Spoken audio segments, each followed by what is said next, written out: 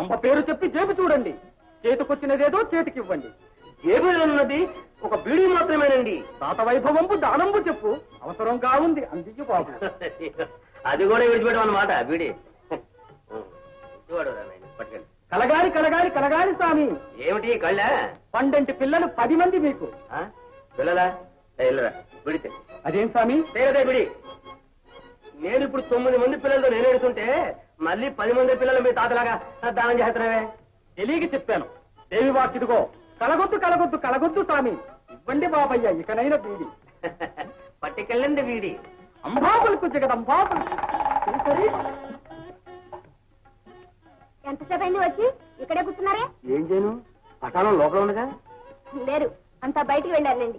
బ్రతికం. వాళ్ళు లోపల ఉన్నారనుకుని నేను బయట కూర్చున్నాను. సరే గాని భోజనానికి లేవండి. సత్యం. ఏ భోజనం అంటే మొహాల పెడతారే? నువ్వు వండిన వాడు తినలేక